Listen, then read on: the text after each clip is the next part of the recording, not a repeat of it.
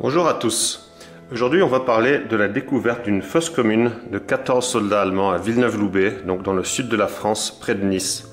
On va voir donc qui étaient ces soldats, comment ils sont morts, qu'est-ce qu'on a découvert lors de l'exhumation, quels problèmes on a rencontrés, et puis discuter de quelques points intéressants comme ça.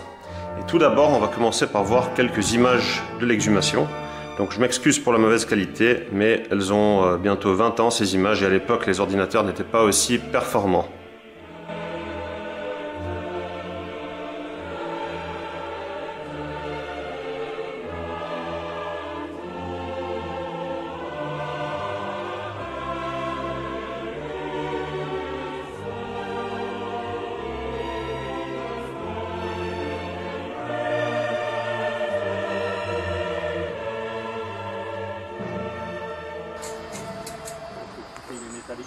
Ici on voit qu'ils sont en train d'exhumer ce qu'on a appelé le corps numéro 1. Et puis sous son thorax il y a une plaque d'identité.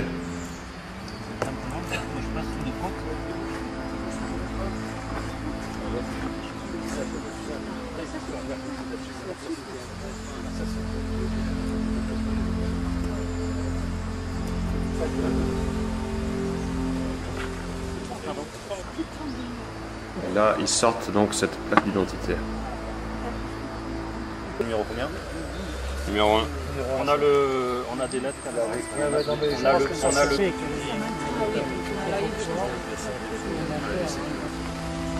Là, c'est le deuxième jour de fouille. On voit qu'il pleut. Donc, ça n'a pas été génial. Et en tout et pour tout, la fouille a duré uniquement 2 jours. Ah.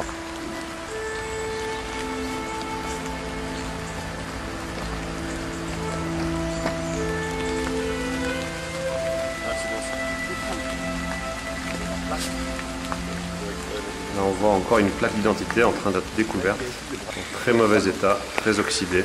C'est quoi ça? Ça, c'est les débris d'une plaque d'identité.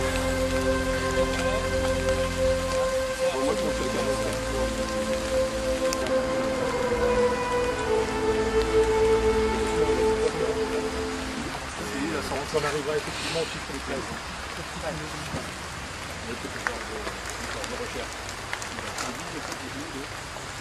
Venons-en donc à la présentation.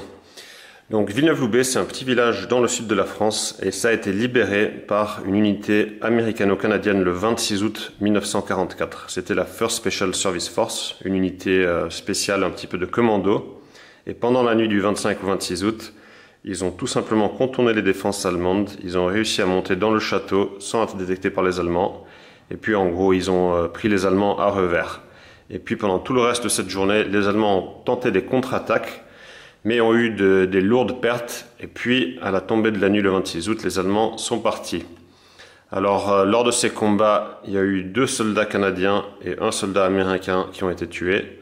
Les 2 Canadiens, ils ont tous les 2 été blessés mortellement par balle à la jambe. Et le soldat américain, qui faisait partie d'une unité du génie, il a été tué par des éclats d'obus. Et puis qu'est-ce qui s'est passé donc avec les Allemands? Donc moi vers 2004, là quand je parlais on va dire aux papis dans le village de Villeneuve, au terrain de boule, tout ça, ils me disaient mais qu'est-ce que tu fais? Tu cherches les Allemands? Parce que voilà, eux ils disaient que après ces combats de la libération, il y avait donc 20, 30, 40 Allemands morts par terre, et tous ces Allemands ils avaient été pris et enterrés près d'une petite rivière qui s'appelle le Mardarik. Et d'après les papis du village, ces Allemands, ils étaient encore là aujourd'hui, quoi. Enfin à l'époque, en 2006. Et puis quand on regardait les documents américains, eux, ça disait, ils ont tué à peu près 50 Allemands, voilà. Donc comme d'habitude dans ce genre de situation, il n'y avait pas de chiffre exact. Et puis, chose très intéressante aussi concernant les Allemands morts, il y a les Canadiens et Américains, ils ont pris des photos souvenirs avec un des Allemands morts. Donc c'était pas très rare pendant la guerre de faire des photos souvenirs avec un mort, mais là ce qui est très particulier, c'est qu'il y a 2 soldats différents qui prennent la pose avec le même cadavre. Donc ils font un peu des selfies, quoi, on va dire. Et puis là, ça c'est le même endroit aujourd'hui. On voit que la colline en arrière-plan est bien reconnaissable. Le platane, on se pose la question de savoir si c'est le même ou pas le même, parce qu'il a presque la même taille. Mais en tout cas, l'endroit, c'est bien exactement le même. Donc après avoir parlé avec plusieurs vieux du village, disons j'en ai trouvé un qui travaillait vraiment exactement dans le champ où se trouvaient soi-disant ces Allemands en 1944. Et lui il m'a dit la fosse elle est exactement entre tel et tel arbre et cette rivière. Et du coup comme ça j'ai pris contact avec le service des sépultures allemandes, le Volksbund, et on a organisé de faire une exhumation de cette fosse commune. Et puis en total dans cette fosse on a trouvé 14 corps. Et là, on va pas tous les revoir, on va pas tous en parler, on va juste parler des corps les plus intéressants. Alors le corps numéro 1, c'est celui qu'on a vu dans le film là, avec sa plaque d'identité qui a été retrouvée. Et sa plaque, vous voyez, elle est vraiment doublement intéressante, parce que non seulement elle donne son identité, mais en plus elle donne une cause de décès probable, parce que, comme on voit, il y a un impact de balle exactement au milieu de la plaque, comme dans un film américain, quoi. Voilà. Et puis donc cette plaque, elle appartenait à un jeune de 23 ans qui s'appelait Franz Nielczyk. Il était dans la 7e compagnie du bataillon de grenadiers de réserve 372 et il venait de Silésie, qui se trouve actuellement en Pologne. Donc la Silésie, c'est un endroit qui a une histoire un petit peu complexe. Avant la guerre de 14-18, c'était allemand. Après la guerre de 14-18, ça a été en partie donné à la Pologne et c'est en partie resté allemand. Et puis en 1939, quand les Allemands ont envahi, eh ben, ils ont réannexé cette Silésie. Donc en fait, c'est une région où il y avait un mélange de, on va dire, vrais Allemands ethniques et puis de vrais Polonais ethniques. Puis tous ces gens, ils étaient appelés dans l'armée allemande. Donc certains d'entre eux, en fait, c'était plutôt des Polonais. Et puis ils étaient un petit peu comme, on va dire, des malgré nous que nous on a eu en France, en Alsace-Lorraine. Alors ce corps numéro 1 de Franz Nielczyk, on a vu aussi en l'exhumant qu'il avait une fracture au niveau d'un fémur avec un vieux cal osseux, donc visiblement il avait une fracture pas longtemps avant, qui avait guéri. Et puis en faisant les recherches en Pologne, j'ai réussi à prendre contact avec donc sa belle-sœur, et puis elle m'a fait parvenir du coup des photos de lui. Et elle nous a expliqué que Franz Nielczyk, il travaillait dans les mines en Silésie. La Silésie, c'est une région minière. Et elle nous a précisé qu'en 1943, dans les mines en Silésie, il avait eu un accident et il s'était cassé la jambe. Donc c'est probablement pour ça qu'on a vu ce cal osseux au niveau de la cuisse. Autre chose intéressante, elle avait gardé une photo de Franz Nielczyk prise dans le sud de la France avec ses camarades. Donc là, il est ici où il a fait une croix. Maintenant, corps numéro 2. Donc lui, on n'a pas trouvé de plaque d'identité. Et puis sur les principaux os, donc le crâne, les bras, les jambes, tout ça, on n'a pas trouvé de lésions. Par contre, sur ses équipements, vous voyez, il a une gourde qui a reçu un éclat d'obus. Il a des cartouchières avec des munitions qui ont reçu un éclat d'obus. Donc visiblement, il a dû être tué par des éclats d'obus. Corps numéro 4, donc on ne le voit pas très bien là sur cette image. Mais en gros, il avait le crâne complètement fracassé en petits morceaux. Et puis à peu près à 1 mètre de ce crâne, il y avait, vous voyez, un casque enterré avec un gros éclat d'obus qu'il a traversé comme ça de part en part. Et vers son thorax, il avait encore sa plaque d'identité. Avec la plaque, on a pu savoir que c'était quelqu'un de 22 ans qui s'appelait Otto Mertin, qui était également dans la 7e compagnie et qui venait également de Silésie en Pologne. Alors moi j'ai été curieux de savoir si ce casque c'était vraiment le sien, si c'est ça qu'il portait au moment de sa mort. Donc avant que les corps soient réenterrés, j'ai pu tout nettoyer ces morceaux de crâne, tous les recoller. Et vous voyez le résultat, c'est que ce crâne, en région pariétale antérieure, il y a un gros trou avec une absence des fragments. Et donc on voit que le crâne en fait présente les mêmes dégâts que le casque. Donc logiquement, c'était bien ce casque que portait Otto Mertin quand il a été tué. Et on voit qu'un gros éclat d'obus donc l'a traversé de part en part, arrivant de la droite et sortant par la gauche. Et pour vous illustrer un petit peu la létalité de ces éclats d'obus, là il y a une image d'un obus allemand de 88 mm de la Seconde Guerre mondiale. Et quand cet obus il éclate, eh ben, il fait tous ces centaines et centaines d'éclats. Donc vous imaginez quand ça tombe au milieu d'une foule, les dégâts que ça peut faire. J'ai également recherché la famille de Franz Nielczyk en Pologne et j'ai réussi à la retrouver. Donc il y avait encore vivant son frère jumeau et puis sa sœur. Donc son frère jumeau, voilà, on les voit tous les deux en photo. Tous les deux, ils étaient pompiers volontaires dans leur village et puis eux aussi, ils avaient travaillé dans les mines de Silésie. Et quand on regarde le visage de Franz Nilečík ici, donc il a seulement 22 ans, mais il fait quand même pas mal plus vieux, hein. Si on devait deviner, on dirait plutôt qu'il a la trentaine. Et on voit que pendant la guerre, voilà, son visage il a vieilli très rapidement entre 1942 et 1944. Chose intéressante, sur la photo du corps numéro 1, Franz Nilečík, quand on regarde, on retrouve également Otto Mertin, corps numéro 4, en photo. Ça peut paraître étonnant, mais c'est pas tellement étonnant que ça, parce qu'en fait, les deux étaient dans la même compagnie. Donc, c'est pas vraiment, voilà, c'est pas tellement étonnant que ça que les deux soient visibles sur la même photo. Maintenant, corps numéro 5. Donc, lui, vous voyez, on a trouvé un casque percé par 2 éclats d'obus à l'arrière. Au niveau des jambes, on voit qu'il y a un fémur qui est cassé et les 2 tibias qui sont cassés. Donc, visiblement, ce soldat, il a reçu de multiples éclats d'obus. Et donc, il a dû se trouver très près d'un obus qui a explosé. Et vers son thorax, il avait encore sa plaque d'identité.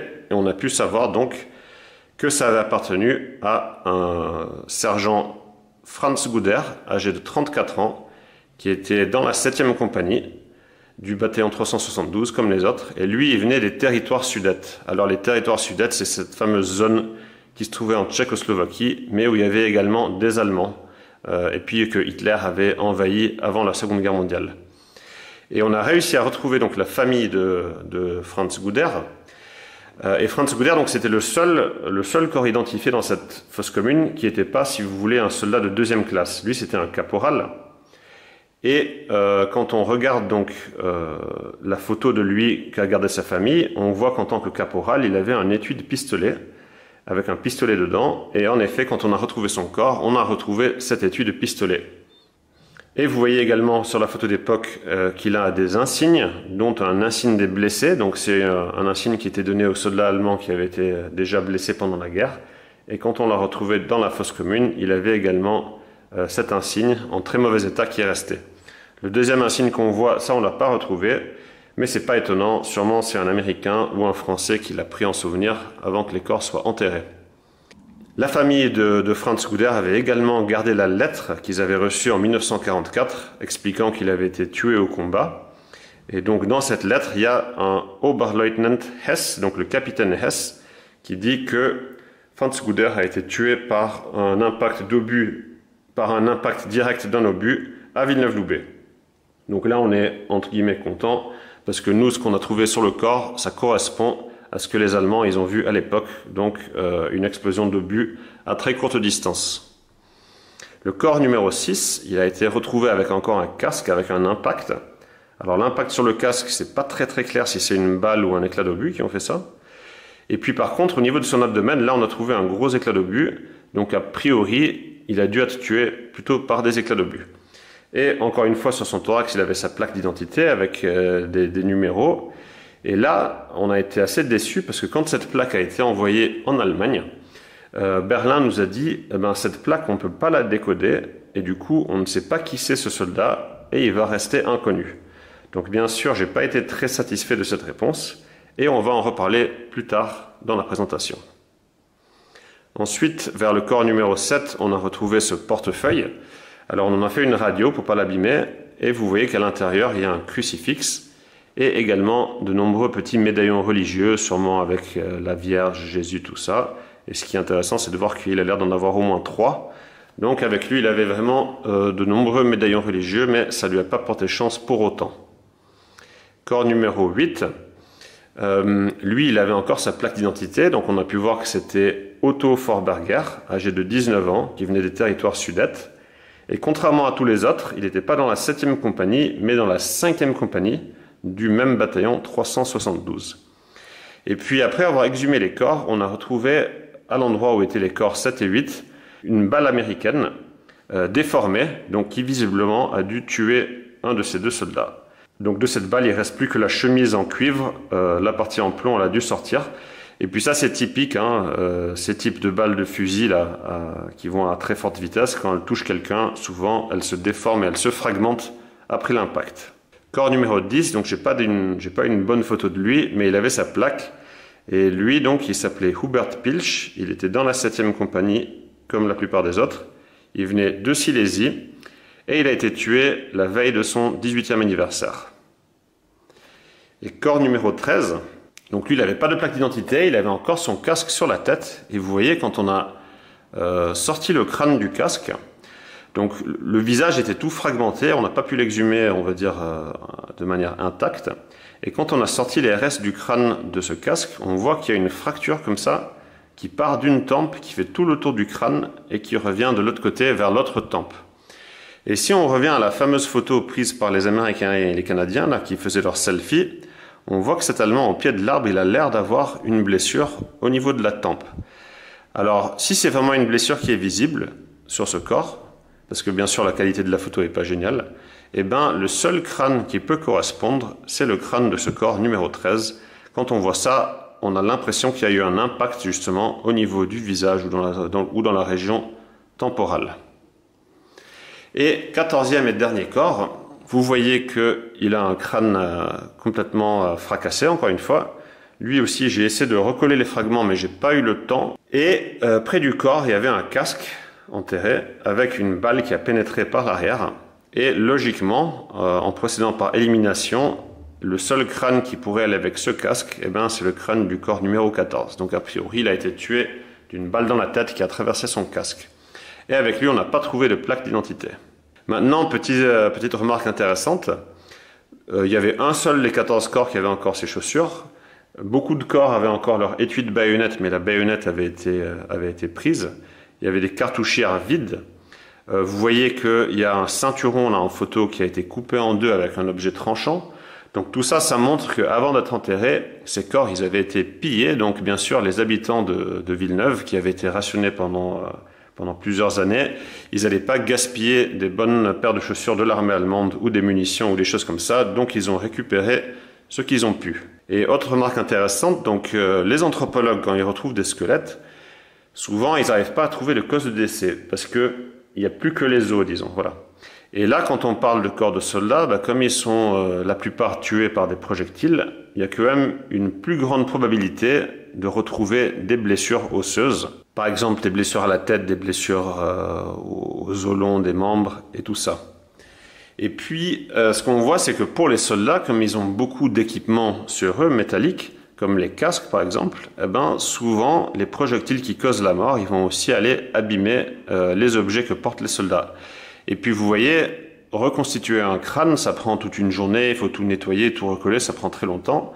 Alors que si ce crâne il est encore dans un casque, ben, le casque, n'importe qui peut le regarder et comprend immédiatement où a été l'impact, et puis est-ce que c'est un éclat, est-ce que c'est une balle, est-ce que ça venait de l'avant, est-ce que ça venait de l'arrière.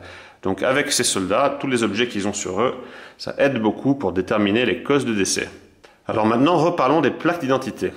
On a découvert en total 14 corps. Et qu'est-ce qu'on peut conclure pour les plaques d'identité par rapport à ces 14 corps? Déjà, il y a 7 corps qui n'avaient pas de plaque. Donc ça, c'est pas forcément la faute des Allemands, hein. C'est peut-être des habitants ou des Américains qui en ont pris une en souvenir. Mais c'est vrai qu'en règle générale, il y a quand même 20-30% des soldats, quand on les trouve, qui n'ont pas de plaque. Donc premier problème.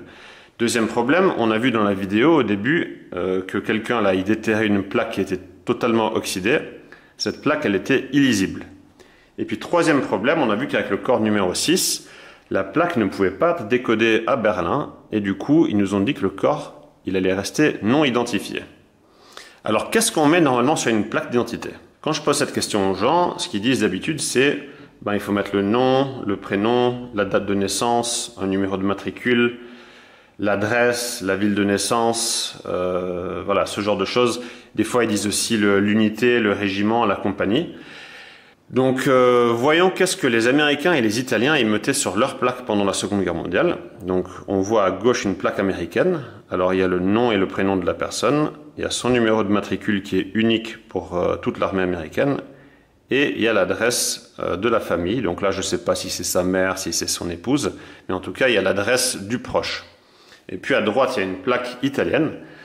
Là, en haut, on voit qu'il y a un numéro qui est unique pour la région militaire. Juste à côté, il y a la région militaire qui est écrite.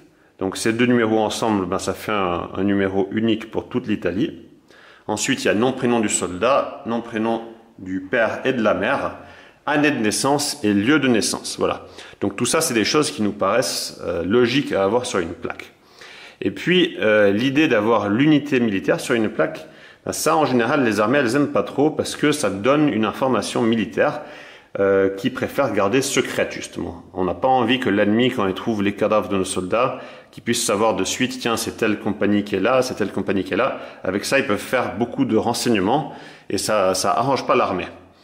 Alors, voyons maintenant à quoi ça ressemblait une plaque allemande. Donc, on voit qu'il y a une unité militaire qui est écrite. Donc là, en l'occurrence, Infanterie Ersatzbataillon 385, donc bataillon de remplacement d'infanterie. Et puis, un groupe sanguin et un numéro voilà, à 4 chiffres.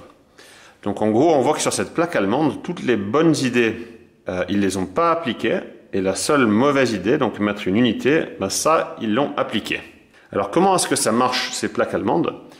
Ce qui se passait, c'est que quand un soldat rentrait dans l'armée, la première unité dans laquelle il était lui faisait une plaque d'identité. Donc normalement, c'est l'unité d'entraînement. Donc il y a marqué le nom de l'unité d'entraînement, et après, il y a marqué un numéro personnel, mais qui est uniquement valide dans cette unité d'entraînement. Alors, on va illustrer. Imaginez si vous et puis des amis de votre village, vous étiez tous appelés dans l'armée le même jour. On vous disait rendez-vous au bataillon 385. Vous arriviez, les plaques, elles étaient déjà prêtes. Et le premier qui arrivait, il recevait par exemple la plaque numéro 1000. Le deuxième, il avait la plaque 1001. Le troisième, il avait la plaque 1002. Et ainsi de suite, et ainsi de suite. Et chaque unité, comme ça, elle faisait un livre où étaient inscrits tous les numéros de plaques d'identité. Et du coup, aujourd'hui, pour faire décoder ces plaques, ben, vous voyez, à Berlin, comme ça, ils ont des dizaines de milliers de livres pour chaque unité. Il faut aller ouvrir le livre qui correspond à l'unité en question, ensuite prendre le numéro personnel, et puis on espère que dans le livre, ça sera écrit comme ça. Alors ça pose bien sûr plusieurs problèmes. Le premier problème, c'est qu'est-ce qui se passe si pendant la guerre, ce fameux livre, il a été détruit pour l'unité ou perdu? Eh ben voilà, toutes les plaques, elles deviennent indécodables pour cette unité. Autre problème, qu'est-ce qui se passe si la plaque, elle est un petit peu abîmée et que certains des chiffres, ils sont illisibles? Eh ben de suite, ça devient très compliqué de savoir dans quel livre il faut regarder ou bien quel soldat il faut chercher. Et autre problème, si des soldats qui ne sont pas forcément hyper bien éduqués, on leur donne des plaques qui sont toutes quasi identiques et consécutives, eh ben on peut imaginer que ça peut être très facile pour que ces soldats, quand par exemple ils vont se baigner ou ils vont à la douche ou je ne sais pas quoi, et qu'ils se rhabillent, eh ben qu'ils fassent une confusion et qu'ils échangent accidentellement leur plaque d'identité.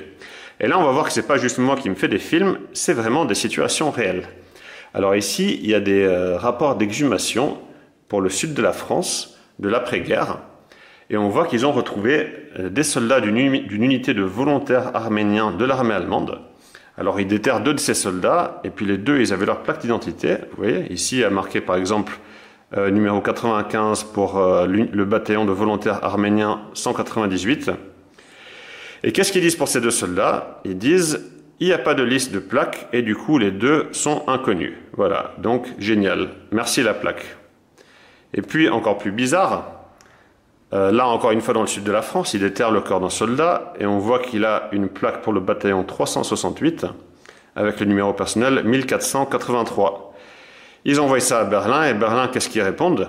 Le propriétaire de cette plaque, Joseph B., né le 4 février 1907, est encore vivant.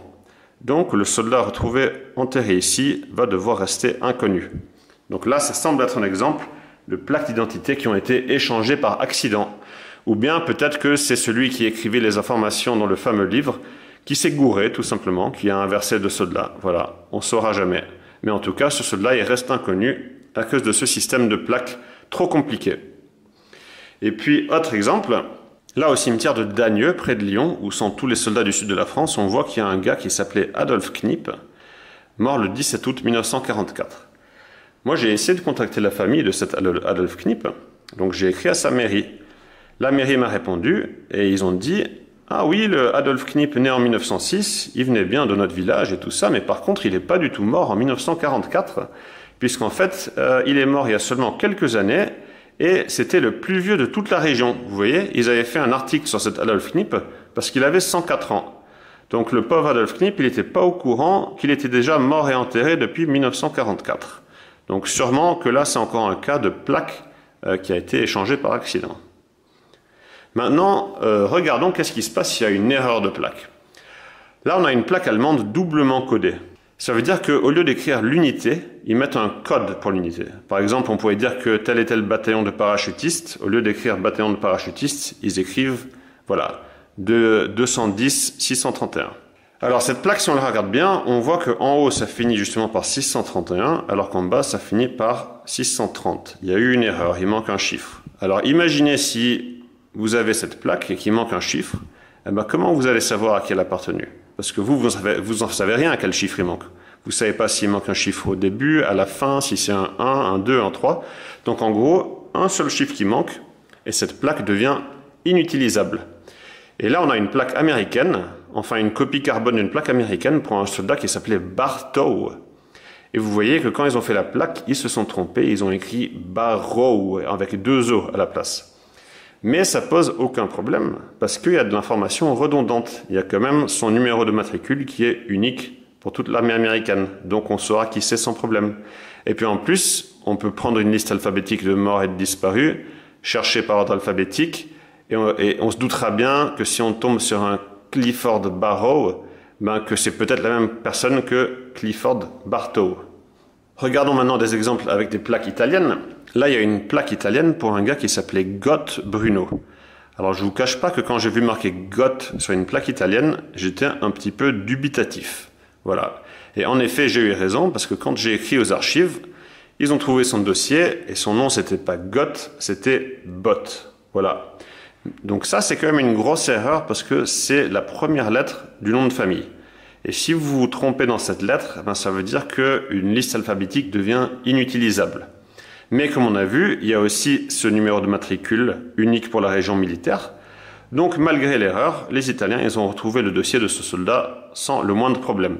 Donc on voit que la plaque américaine et italienne, elle est bien conçue. Voilà, en cas de problème, si la plaque est abîmée, on arrive encore à savoir à qui ça appartenait. Et là, on a un exemple vraiment extrême. Là, il manque carrément la moitié de la plaque. Donc il manque carrément le nom du soldat. Et on arrive à peine à deviner ce qui reste. Il y a marqué Bettini Emilia, donc le nom de sa mère, 1915, année de naissance, et Piandisco, son village. Donc une plaque allemande, s'il en manquait la moitié, on pourrait déjà abandonner d'avance, ça serait impossible de savoir qui c'était. Alors que là, j'ai écrit à Piandisco, et puis bien sûr, ils ont regardé dans leur registre des naissances, et Bettini Emilia en 1915, elle n'a pas eu 53 enfants, elle en a eu un seul. Donc ils ont pu me dire, avec une recherche extrêmement facile, que cette plaque appartenait à un soldat qui s'appelait Pasquini Umberto. Donc une plaque d'identité, pour qu'elle soit utile, il faut déjà que le soldat il la porte. Ensuite, il faut qu'elle résiste au feu et puis aux enterrements, parce que n'importe quel soldat il peut se retrouver aussi dans un feu, dans un véhicule, dans une maison qui brûle, par exemple. Il faut éviter tout ce qui est information codée, parce que quand il y a une guerre mondiale, eh ben, le bâtiment où sont les codes, on peut imaginer qu'il peut être bombardé, brûlé, enfin le code peut être perdu. Et sur la plaque, il faut y avoir des informations qui ont un sens pour le soldat. Par exemple, son nom. Si on n'a que des codes qui veulent rien dire, on a vu que les soldats ils peuvent très bien mélanger leurs plaques. Voilà. Et puis les plaques, elles peuvent être abîmées par des balles, des éclats d'obus, par la rouille, tout ça. Donc il faut que dessus, il y ait des informations redondantes. Il peut aussi y avoir des erreurs, comme on a vu. Donc si on a 3 informations redondantes, s'il y a une erreur ou une zone qui est abîmée, on arrive à retomber sur nos pattes. Par contre, s'il n'y a pas d'infos redondantes, le moindre problème et de suite la plaque devient inutilisable. Alors revenons à ce corps numéro 6. On a vu qu'il avait été retrouvé avec une plaque pour le bataillon de grenadiers numéro 46 et le numéro personnel c'est 10 897. Et à Berlin, il nous avait dit cette plaque ne peut pas être décodée. Alors moi, dans les années suivant la découverte de cette fosse commune, je me suis fait une base de données des soldats allemands tués dans le sud de la France, près de Nice, avec leur plaque d'identité. Alors la première question que je me suis posée, c'est déjà, est-ce qu'au moins ce bataillon de grenadiers 46, il existe? Alors dans mon tableau Excel des soldats allemands, j'ai classifié ça pour que tous les 46 soient ensemble. On voit qu'il y a pas mal de gars d'un bataillon 46, mais c'est pas une unité de grenadiers, c'est une unité de pionniers, donc du génie. Et après, on voit qu'il y a un bataillon de grenadiers, mais c'est pas 46, c'est 461. Et un bataillon de grenadiers 46, il n'y en a pas. Alors on comprend rapidement ce qui s'est passé en voyant ça. On comprend que le corps numéro 6, il avait une plaque du bataillon 461 et sans doute à cause de l'oxydation, le 1 n'était plus visible quand la plaque est arrivée à Berlin. Donc ils ont cru qu'il y avait marqué 46 seulement. C'est un joli exemple qui montre que un seul chiffre qui s'efface, c'est suffisant pour rendre une plaque allemande indécodable. Et puis, qu'est-ce qu'on voit aussi? Chaque unité, vous voyez, comme chaque unité faisait ses plaques, des fois, ils faisaient des styles différents. Une unité pour grenadier, ils écrivaient graine. L'autre pour grenadier, ils écrivaient juste un G. Et puis on voit que certaines unités, il n'y avait pas trop de soldats. Les chiffres personnels, ils s'arrêtent dans les 2000, 3000, 4000. Alors que ce bataillon 461, on voit que c'est monté jusqu'à 10 000, 12 000, ce qui est relativement rare. Et nous, la plaque qu'on a trouvée avec le corps numéro 6, c'est monté jusqu'à 10 000. Donc en regardant tout ça, on a pas mal d'informations concordantes qui laissent supposer très fortement que la plaque du corps numéro 6, ça devait être la plaque en fait du bataillon 461. Donc on a dit à Berlin, s'il vous plaît, revérifiez une fois avec 461 au lieu de 46. Et là, ils ont dit, ah, en effet, maintenant, on trouve que c'est la plaque d'un jeune de 19 ans, Józef Kerzizowski, qui venait de Silésie et qui était dans la 14e compagnie anti-char du régiment 239. Donc ça, en fait, c'était la compagnie anti-char qui était attachée au bataillon 372. Donc ça reste tout quand même le même bataillon, même si ce soldat ne faisait pas partie de la 7e compagnie, comme la plupart des autres. Donc ensuite, les Allemands, quand ces corps étaient identifiés de Villeneuve, ils ont regardé dans les archives et ils ont vu qu'il y avait encore 2 soldats de la 7e compagnie qui avaient été tués à Villeneuve-Loubet le 26 août 1944. C'était Josef Fox, de 17 ans, de Silésie, et Josef Lössel, 35 ans, qui venait des territoires sudètes. Et même si on n'a pas retrouvé la plaque de ces soldats, et puis on n'a pas non plus fait de test ADN et tout ça, le service des sépultures allemandes ne fait jamais ça, donc même s'il n'y avait pas de preuves physiques, ils ont décidé à Berlin qu'on allait considérer ces 2 corps comme identifiés, et donc on allait écrire leur nom sur la tombe des soldats retrouvés à Villeneuve-Loubet. Et puis tous ces corps ont été réenterrés au cimetière militaire de Berneuil en 2007. Vous voyez que là, il y a tous les noms qui sont écrits, sauf un parce que le corps numéro 6 n'était pas encore identifié à l'époque. Concernant les familles, donc, vous avez vu au fur et à mesure que j'ai pu retrouver les familles de plusieurs de ces soldats. Le fils de Franz Guder, il s'est rendu immédiatement à Villeneuve-Loubet dès qu'il a entendu parler de la découverte du corps. Les familles du corps numéro 1 et du corps numéro 4, tous les deux, ils ont fait paraître des articles dans la presse en Pologne. Alors que pourtant, voilà, en Pologne, avoir été dans le Ramelband, c'est quelque chose de pas très très populaire. Donc tout ça, ça nous montre que même 60 ans après les faits, ça restait très important pour les familles qu'on ait retrouvé leur père, leurs frères, etc. Donc pour faire le topo sur Villeneuve-Loubet, en total, il y a 8 corps qui sont considérés comme identifiés officiellement sur les 14, 6 identifiés grâce à leur plaque et 2 sur la base d'archives uniquement. Moi, j'ai pu contacter 5 familles. Sur les 8 corps identifiés, il y en a 6 qui viennent de Silésie, donc aujourd'hui en Pologne, et 2 des territoires sudètes, donc aujourd'hui République tchèque. Il n'y a personne en fait qui venait vraiment de ce qui est l'Allemagne aujourd'hui, donc c'est un petit peu étonnant.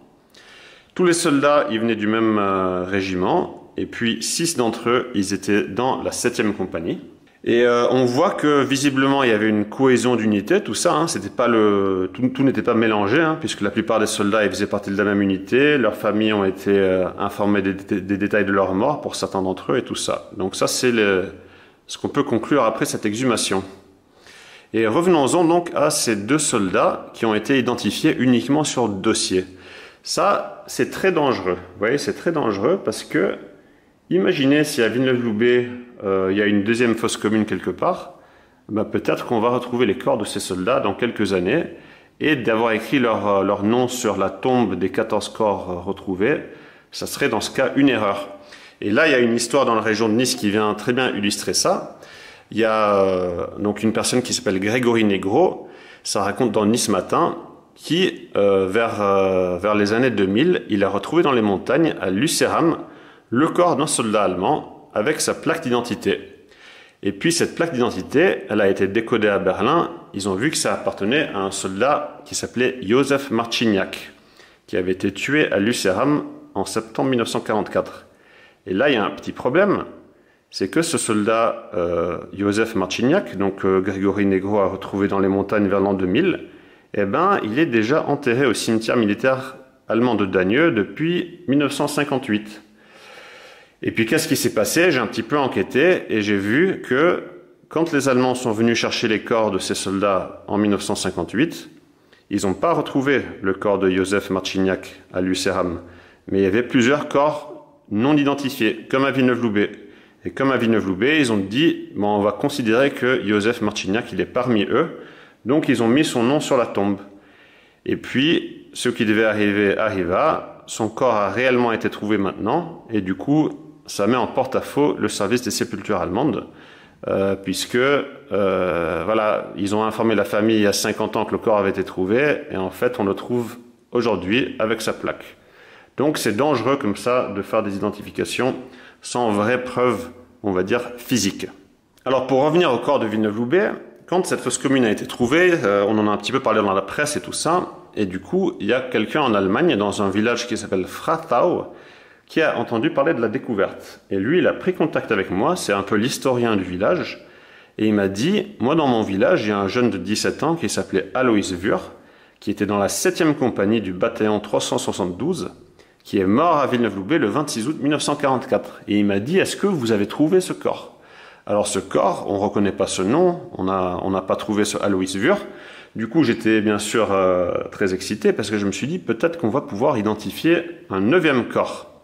Alors l'historien m'a envoyé ces documents, une photo de Alois Wurr dans le sud de la France avec ses collègues, et puis on voit une lettre écrite par le Oberleutnant Hess, qui dit que Alois Wurr, il a été tué par un coup direct par un obus le 26 août 1944 à Villeneuve-Loubet. Donc en effet, ça paraît assez convaincant. Et disons-le au passage, cette lettre du lieutenant Hess, c'est un copier-coller exact de la lettre qu'a reçue la famille du corps numéro 5. Ils ont juste modifié le nom et la relation familiale, mais sinon la lettre, c'est exactement la même. Et l'historien du village m'a fait aussi parvenir la carte de décès de Alois Wurr. Et là, je ne sais pas pourquoi, j'ai tapé son nom sur Internet et il y a cette photo qui est apparue. Et je me suis dit, ben, c'est sûrement une photo qui n'a rien à voir. Mais après, j'ai regardé de plus près et j'ai dit, mais c'est bizarre, quoi. Là, on a la carte de décès de Alois Wurr qui est mort le 26 août vers Nice, comme ça dit. Et c'est vrai que cette tête, elle ressemble beaucoup. Donc, je suis allé cliquer sur cette photo et c'est une photo de l'armée américaine. Donc, on a une légende qui est très précise. Et cette légende, elle dit que sur la photo, c'est un soldat qui s'appelle Alois Wurr, qui vient de Fratau, qui a 17 ans, qui est en train de débarquer donc dans le New Jersey sur d'un transport de prisonniers de guerre allemands. Et le grenadier Wurr, il a été capturé dans le sud de la France par les Américains près de Nice le 27 août 1944. Et donc là, on comprend qu'en fait, c'est bien le même Alois Wurr et que contrairement à ce qu'on a dit à sa famille, il n'est pas du tout mort à Villeneuve-Loubet, il a simplement été capturé par les Américains. Donc c'est une erreur, voilà. Et ça montre le danger, comme ça, encore une fois, d'identifier des gens uniquement sur la base de listes faites en 1944, sans preuve physique, parce qu'il y a eu un certain nombre d'erreurs. Et j'ai réussi à contacter la famille de Alois Wurr. Lui, malheureusement, il était déjà plus vivant. Et le fils m'a dit que son père n'avait pas trop parlé de la guerre, mais il avait expliqué que juste avant d'être capturé, un de ses amis a été blessé. Donc lui, il a aidé son ami à retourner vers l'infirmerie. Et juste après qu'il quitte son groupe, son peloton, tous ils ont été tués. Voilà, donc sans doute il y a eu un couac, quelqu'un a vu tout le monde se faire tuer, il a dû croire que Alois était là, alors qu'en fait il était déjà plus là. Et là on voit son vrai faire-part de décès qui date des années 80, et dedans c'est marqué que la grand-mère d'Alois Wurr, elle avait été très choquée en 1944 d'apprendre qu'il était mort dans le sud de la France. Donc ils avaient fait une messe à l'église, et ils avaient fait écrire son nom sur le monument aux morts, et quelques temps après, ils ont appris qu'en fait, il était prisonnier de guerre aux États-Unis. Autre chose intéressante, si on reprend la photo du corps numéro 1, Franz Nielczyk, où on voyait également Otto Mertin, corps numéro 4, eh ben on a l'impression aussi de reconnaître Alois Wurr en train de manger sa soupe. Alors comme son visage est caché, c'est pas évident, mais en tout cas son fils, en voyant la photo, il a dit qu'il pense que c'est son père. Et puis là, c'est moi qui me tape, on va dire, un petit délire. J'ai comparé la photo de Alois Wurr avec la photo du corps numéro 1, Et quand on regarde de près les visages des soldats, on a quand même l'impression de reconnaître plusieurs personnes. Alors, je n'ai pas utilisé un logiciel de reconnaissance faciale, peut-être qu'il faudrait le faire. Après, comme j'ai dit tout à l'heure, c'est 2 photos de la 7e compagnie, donc ce ne serait pas plus étonnant que ça, que ce soit des mêmes personnes visibles sur les 2 photos. Ensuite, j'ai continué à enquêter et j'ai encore trouvé une autre famille, donc Félix, et je ne vais pas dire son nom de famille parce qu'il ne voulait pas que je le dise. Lui aussi, il est mort à Villeneuve-Loubet le 26 août 1944 et il faisait partie encore de cette 7e compagnie. Et la famille a encore reçu un copier-coller de l'acte de décès de la part de ce fameux lieutenant Hess, qui dit encore exactement la même chose, qu'il a été tué par un coup direct par un obus. Et puis vous voyez à son faire-part de décès, ils ont fait la messe dans l'église de son village. Et devinez ce qui s'est passé, bien sûr. Quelques semaines après, ils ont reçu une carte des États-Unis de la part de Félix qui dit « Je suis blessé légèrement et prisonnier des Américains ». Après, il a été un petit peu optimiste. Il avait quand même une jambe amputée, voilà. Mais sans doute, il ne voulait pas inquiéter sa famille, donc il a juste dit « Je suis blessé légèrement ». Donc, pour ce Félix, ça fait un 2e mec de la 7e compagnie qui a été déclaré décédé à Villeneuve-Loubet, et en fait, c'était une erreur. Et entre-temps, j'ai continué à enquêter et j'ai appris que ce jour-là, il y a un total d'au moins 5 personnes.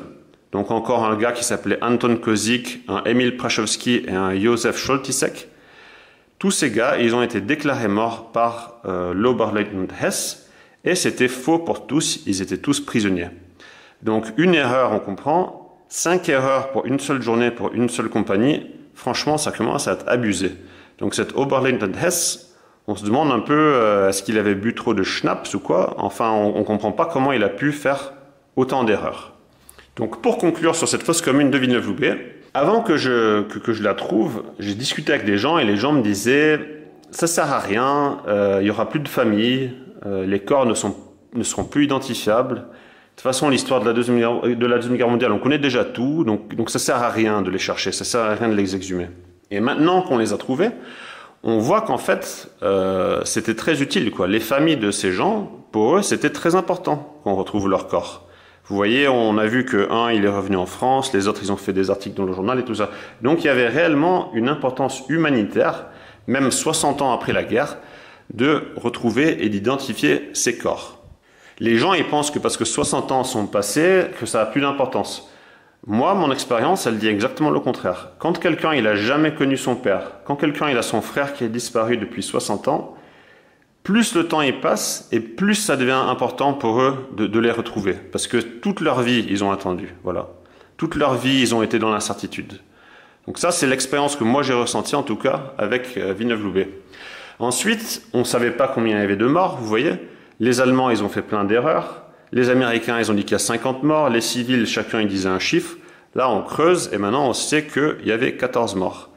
Et puis, avant de les déterrer, on ne sait pas qui c'est, ces Allemands. Vous voyez, on imagine des Allemands comme dans les films, hyper agressifs, voilà, prussiens jusqu'au bout des ongles. Et puis après, on trouve des gars qui ont 17 ans, qui ont 19 ans, qui ont des noms polonais, qui viennent de régions fraîchement annexées, tout ça. Donc, ça change un petit peu l'image qu'on pouvait avoir. Aussi, quand j'entendais les historiens de la région de Nice parler de la retraite allemande, ils parlaient toujours de ça comme une débandade complètement désorganisée et tout ça. Et là, on voit que c'est pas le cas. Vous voyez, on voit que tout le monde fait partie de la 7e compagnie, sauf un qui est dans la 5e parce qu'en fait, ils sont en position juste à côté. Il y a un soldat de la compagnie anti-char. Les familles des soldats sont informées de ce qui leur est arrivé. Donc, en fait, les Allemands restent très bien organisés. Enfin, mis à part le petit couac du lieutenant S, bien sûr, qui considère 5 gars comme morts, alors qu'en fait, ils ne le sont pas. Voilà. Donc tout ça, c'est des informations très intéressantes qui ressortent de l'exhumation de cette fosse commune. Donc oui, c'est important humainement et c'est important historiquement de retrouver ces soldats. Alors même par exemple, parce qu'il y en a, ils vont dire pourquoi tu perds ton temps à identifier ces salles nazis, même si on pense comme ça, les résultats de l'exhumation, ils sont quand même intéressants pour l'histoire locale. On n'est pas obligé d'être amoureux de ces Allemands, mais ça reste intéressant de savoir combien ont été tués, comment ils ont été tués, etc., etc. Une autre chose, c'est que quand on a exhumé ces Allemands, bien sûr, de suite, il y a des gens, ils ont dit « Ah, ils ont été exécutés par les résistants, ils ont été exécutés par les Américains ». Ben là, on voit que c'est complètement stupide de dire ça. On voit qu'il y a des gars qui ont reçu des éclats d'obus, qui portent leurs cartouchières, etc. On voit que les familles allemandes reçoivent des infos comme quoi les gars ont reçu des éclats d'obus et tout. C'est pas du tout une exécution, c'est une bataille. C'est confirmé par les sources françaises, les sources allemandes et les sources américaines. Donc là, on vient de voir qu'est-ce que j'ai pu faire quand j'ai entendu qu'il y avait des Allemands inconnus enterrés près d'une rivière en France. J'ai pu organiser une exhumation avec les autorités allemandes et faire tout un tas de recherches très intéressantes. Et ce qui est incroyable, c'est de comparer ça avec quand on fait des recherches sur les Français. Alors je vous invite à regarder ma vidéo là sur les deux résistants, Tonnerre et Bergia, parce que ces deux résistants sont portés disparus à Cannes depuis 1944. Et j'ai trouvé des informations extrêmement solides qui montrent qu'un d'entre eux, il est avec quasi certitude enterré comme soldat américain inconnu au cimetière de Draguignan, et l'autre, il est probablement ou peut-être enterré comme inconnu dans un cimetière militaire français à Bouloris. Et quand j'ai informé le ministère des Armées de ça, et les familles, quand ils ont contacté le ministère des Armées, ils n'ont pas répondu pendant des années et des années et des années. Et finalement, quand ils ont répondu, c'est pour dire, voilà, on va dire le mot, hein, pour dire des... Voilà. Ils disent qu'on ne peut pas identifier ces corps parce que ça serait une violation de sépulture, parce que l'ADN ne marche pas, ne marcherait peut-être pas, parce que les informations ne sont pas solides. Donc vous voyez, les Allemands, j'ai pu travailler dessus, et quand j'ai essayé de travailler sur des résistants, l'État français nous a ignorés, et puis ça ne les intéresse pas du tout. Voilà. Et ce qui m'a encore plus choqué, c'est de voir que pendant l'été 2023, on cherchait donc les corps de soldats allemands tués par la résistance en Corrèze. Et ce ministère des Armées, ce même ministère des Armées qui ne s'est pas intéressé pendant des années aux résistants Tonnerre et Bergia, là par contre, d'un coup, quand c'est des Allemands et que quand il y a la presse, les médias, d'un coup ça les a intéressés, vous voyez. Là ils répondent, là ils se mêlent, ils s'occupent de ça. Alors pour moi c'est révoltant, c'est scandaleux comme ça, de voir que on peut identifier des Allemands, mais pas nos propres soldats. C'est juste incroyable. Donc je vous invite à regarder ma vidéo à ce sujet. Et si vous pouvez faire quelque chose pour qu'ils soient identifiés, eh ben faites-le. Vous êtes les bienvenus pour aider. Voilà. Alors si vous voulez me contacter, ça c'est mon email. Vous êtes les bienvenus. Et puis on va finir cette vidéo en montrant un petit peu les photos de ces soldats découverts à Villeneuve-Loubet avec une musique.